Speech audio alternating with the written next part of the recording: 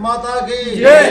देश के शहीदों की जय। देश के शहीदों की जय। देश के संतों की जय। देश के संतों की जय। हमारा संविधान अमर रहे। भारत माता की जय। भारत माता की जय। वंदे मातरम। वंदे मातरम। वंदे मातरम। देश के शहीदों की जय। देश के शहीदों की जय। देश के शहीदों की जय।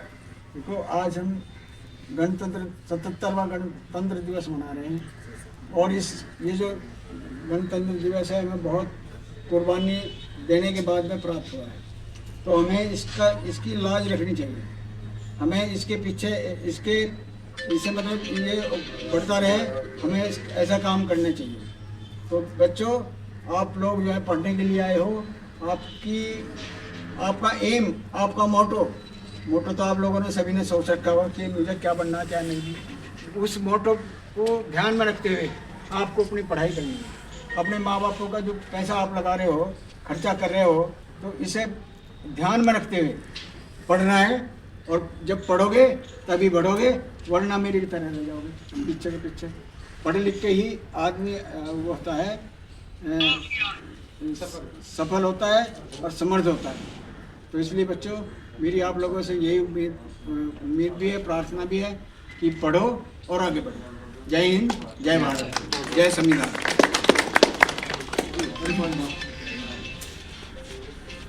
मास्टर जी कहें दो शब्द बच्चों।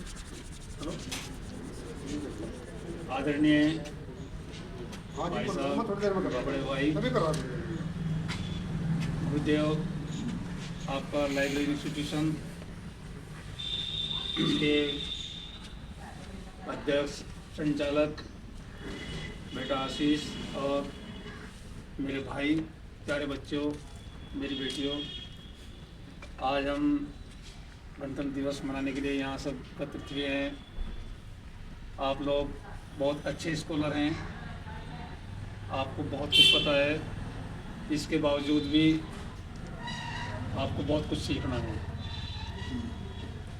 जहाँ तक सवाल है इस भारत माता की आज़ादी का, जहाँ से आप लोगों को ये विचार, और जब हम खड़े हैं इस फ्री इंडिया में, तो ये हमें हमारे जो पूर्वज, हमारे वीर शहीद, उनके द्वारा ये उनके विचार, उनके संघर्ष, उसी का परिणाम है। हमें इन चीज़ों को कभी भूलना नहीं चाहिए। देश जब कभी गुलाम था, आपको पता नहीं है। हमारे बुजुर्ग, हमारे दादा परदादा जो इस गुलामी में जिए हैं, उनको पता है।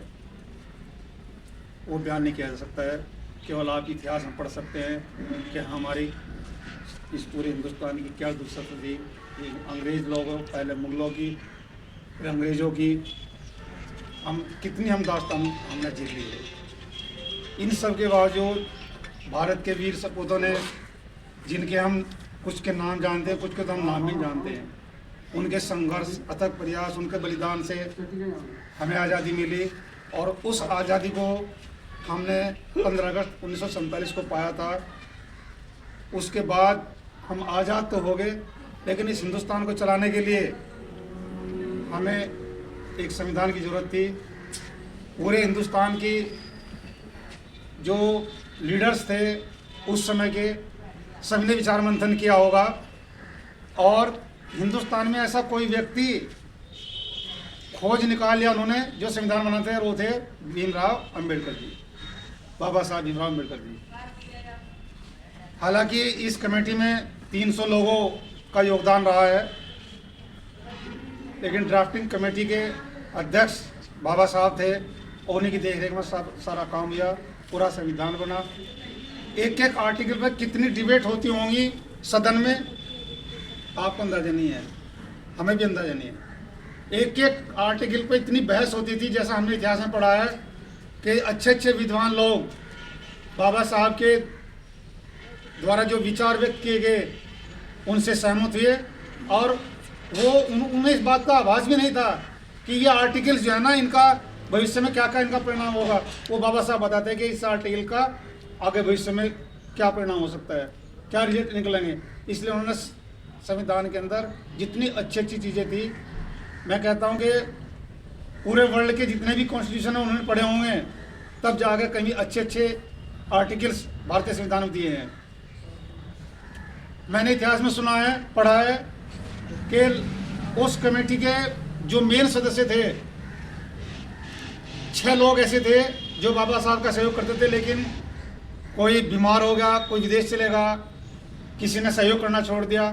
अकेले बाबा साहब ऐसे रहे जिनकी जिम्मेदारी बन गई और उन्होंने अपने अथक प्रयास से भारतीय संविधान की रचना की और इसको बनाया और इसको 26 जनवरी 1950 को इस भारत को समर्पित किया।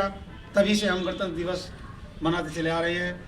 बच्चों, ज़्यादा न कहते हुए, आप लोग स्टूडेंट्स बच्चे हैं, पढ़ते हैं, आपको बहुत कुछ ज्ञान है, लेकिन बेटे इस बात का ध्यान रखना कि अपनी पढ़ाई को निरंतर बढ़ाते रहो, पढ़ते रहो, तैयारी करो और बेटे अच्छे व्यक्ति बनो, महान व्यक्ति बनो। इस देश का जो जिम्मेदारी है आपके कंधों पर ही है। मैं उम्मीद करता हूँ कि सभी बच्चे जो यहाँ हैं, फिलहाल नहीं आए कोई बात नहीं, लेकिन बहुत बच्चे हैं, आप मेरी बात को ध्यान रखेंगे और अपनी पढ़ाई पर निरंतर तरक्की के रास्ते पे चलेंगे। इन्हीं के साथ जय भीम, जय भारत, जय संविधान। आप लोग कुछ बच्चों को